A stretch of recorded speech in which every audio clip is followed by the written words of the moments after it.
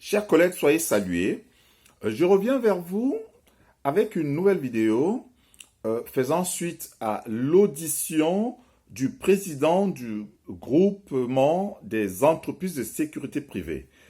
Nous avons, dans une précédente vidéo, analysé le communiqué de presse et dans celle-ci, nous allons analyser l'audition qu'ils ont eu à faire à l'Assemblée nationale face aux députés et aux autres représentants de la sécurité intérieure de la France. Donc, dans son entame, pour présenter ce qu'est un agent de sécurité, le grand patron des patrons de la sécurité privée a évoqué le carnage évité lors des attentats au Stade de France par un agent de sécurité. Il a également évoqué les premiers soins apportés par un agent de sécurité à une enseignante qui a été victime d'une agression en 2018 au collège ou à l'université Léonard de Vinci à Nanterre. Il a évoqué également le fait que les agents de sécurité, 50% des effectifs de l'agent de sécurité, dont les 180 000 agents de sécurité qu'il dirige, sont payés au SMIC. Il a évoqué le turnover qui n'est que la rotation des agents de sécurité, parce qu'il y en a qui vont et viennent, voilà, qui est de 30% dans le secteur de la sécurité privée. Il a évoqué le manque de considération. Voilà, jusque-là, on va se dire, tout va bien. Alors, d'ailleurs, ce qui me fait réagir, tout simplement parce que j'ai vu qu'il y a certains collègues qui ont fait un communiqué. Hein, ce sont d'ailleurs un syndicat, je ne citerai pas, dont je ne citerai pas ici pour pas m'attirer des foudres. Mais alors, ils ont fait un communiqué où ils disaient, ils tirent la sonnette d'alarme, le GES tire la sonnette d'alarme, le GES tire la sonnette d'alarme. Oui, bon, ça c'est une très bonne chose, ils ont tiré la sonnette d'alarme. Maintenant, regardons ce qu'il a souhaité. Il a souhaité, par exemple, qu'il y ait une transformation en profondeur du métier de la sécurité privée. Il a souhaité qu'il y ait un indice de coût de revient de pression pour les dépenses, pour leurs dépenses imprévues à chaque fois, c'est-à-dire les dépenses imprévues chaque fois qu'ils ont un marché et qu'on leur demande des coûts supplémentaires. Bon, voilà. Et puis, il a également souhaité que les agents de sécurité aient un statut juridique. Un statut juridique, par exemple, qui permettrait que nous soyons couverts en cas d'agression, par exemple, voilà, que nous soyons couverts comme, par exemple, les agents de la fonction publique. Quand vous allez dans un bureau par exemple, un bureau d'impôt, si vous engueulez le monsieur ou la dame qui est au guichet, ben, l'État peut vous poursuivre. Voilà. Donc, c'est ce qu'il souhaite pour nous. Jusque-là, c'est une très bonne chose. Il souhaite également la hausse des salaires.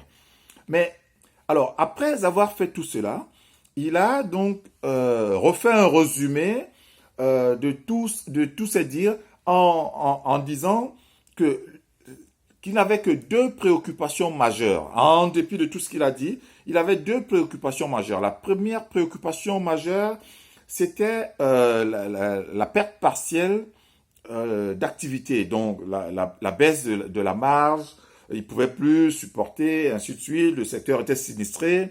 Et la deuxième préoccupation, c'était donc les EPI. Les EPI, pour un agent de sécurité, tout le monde sait ce que c'est, les équipements de protection individuelle.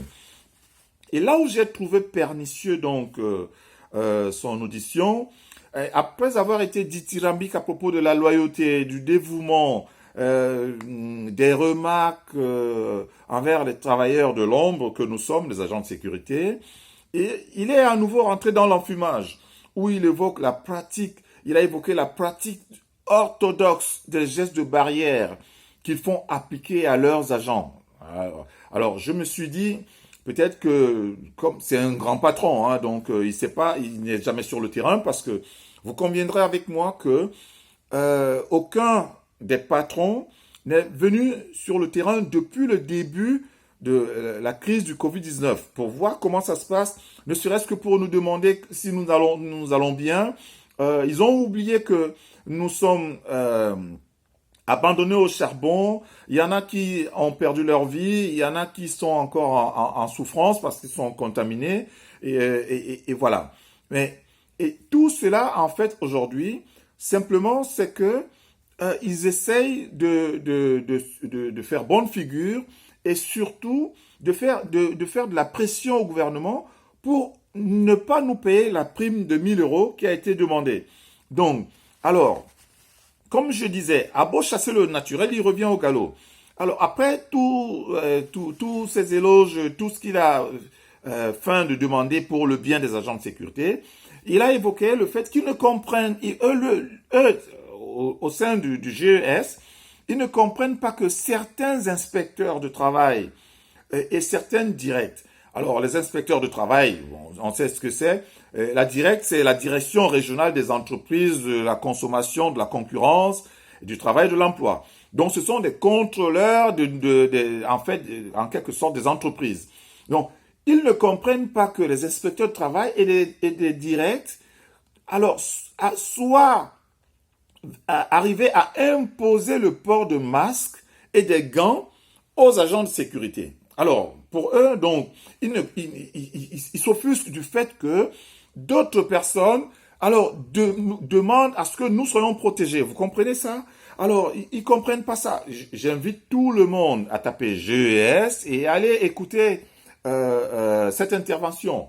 Alors, donc, ils comprennent pas qu'on demande à ce que nous soyons protégés, en fait.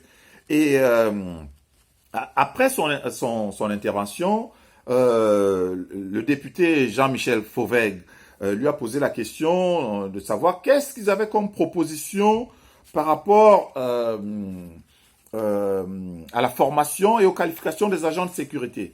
Alors, à ce propos, donc, le patron des patrons, il a dit que, en fait, ils étaient en train ils avaient déjà préparé une proposition par rapport à cela et qu'effectivement, il était conscient que les agents de sécurité, qu'on n'avait pas de compétences et que c'est pour ça que le secteur n'était pas attractif et que dans ce cadre-là, qu'ils étaient en train de proposer qu'il y ait un BTS de premier niveau et puis un autre BTS de management intermédiaire. Alors, donc, voilà. Moi, je reviens un peu, parce que à chaque fois, moi, quand j'écoute tout ça, on essaye, avec tous les collègues, on essaie de mener une certaine analyse par rapport à ça. Donc, à propos de l'application orthodoxe, alors l'orthodoxe, c'est pas un gros mot, hein, c'est tout simplement dire que ils sont rigides, mais en fait, ça veut dire qu'ils appliquent à la lettre les moyens de la protection, les gestes de protection barrière. Ça veut dire que il faut que nous comprenions tout simplement, comme ils connaissent pas ce qui se passe sur le terrain, parce qu'ils n'y sont jamais allés, ils sont enterrés chez eux, et même les directeurs d'agence et autres, personne ne passe sur le terrain, donc ils savent pas ce que c'est. Ils peuvent donc pas lui rapporter les bonnes choses. D'abord, premièrement, ils savent pas qu'il y a des situations où c'est impossible d'appliquer les gestes barrières. Donc, et que le port du masque et des gants dont ils s'offusquent aujourd'hui peut s'avérer nécessaire et même indispensable parce que quelqu'un qui passe devant vous en vous gueulant dessus, il n'y a pas de geste barrière à appliquer. Quelqu'un qui passe, par exemple, si vous êtes pour ceux qui travaillent par exemple au tribunal ou en aéroportuaire, où les gens doivent passer, même si les aéroports sont fermés, mais les tribunaux, il y a certains endroits, il y a des endroits, les tribunaux ne ferment pas. Ceux qui font de filtrage, quand vous êtes derrière le tunnel d'inspection, vous pouvez pas appliquer un geste barrière quand vous demandez à quelqu'un d'ouvrir son sac et ainsi de suite. Bon, voilà. Donc, et par rapport à ça, au niveau des compétences également, la sécurité aujourd'hui privée est devenue un métier avec des formations diplômantes. Il y a d'abord le CQP, qui a le certificat de qualification professionnelle, qui a un diplôme qui est quand même passé. Il y a le SIAP 1, le SIAP 2, le SIAP 3. Alors, le patron, il sait pas ça. Et il sait pas que selon le site, selon le secteur dans lequel l'agent de sécurité est employé, il y a également des compétences, des qualifications qui sont acquises. Donc, c'est pour vous dire tout simplement que, alors, nos patrons, ils comprennent pas que, en fait, aujourd'hui, le métier de la sécurité a évolué. Eux-mêmes, qui sont des patrons, ils savent pas, en fait, de quoi il s'agit, de quoi ils parlent. Donc, Mais j'aimerais attirer votre attention simplement sur deux choses. D'abord, le terme patron. Alors, il faudrait que nous sachions, chers collègues, que les patrons ne peuvent pas, c'est pas à eux de se battre pour nous. Ils ne peuvent pas se battre pour notre bien-être mieux que nous. Alors, ça se saurait. Les heures supplémentaires défiscalisées depuis 3 ans, ils continuent à refuser à nous les payer à la fin de chaque mois. Il y en a qui travaillent dans la sécurité depuis 5 ans, 10 ans, 15 ans, 20 ans, même 30 ans. Ils n'ont jamais été convoqués pour un entretien en vue d'une évolution de carrière, en vue d'une formation, ainsi de suite. Donc, s'ils prenaient soin de nous, ça se saurait. Et j'étais en train de vous parler du terme patron. Un patron dans la Rome antique, chers collègues, c'était un maître pour esclaves affranchis. Donc, ça n'a pas beaucoup changé aujourd'hui. Le travail, qu'est-ce que c'est que le travail? Le travail vient du terme tripalium, qui veut dire qui était tout simplement un instrument de torture envers les esclaves. Donc, il faut donc que nous comprenions que si on a gardé ces termes aujourd'hui, le terme de patron et de travail, et nous qui sommes des travailleurs, chers collègues, si vous vous attendez que ce soit les patrons qui viennent à votre secours pour changer votre situation, qui volent à votre secours pour améliorer votre rémunération, c'est que nous ne comprenons pas ce qui se passe en réalité.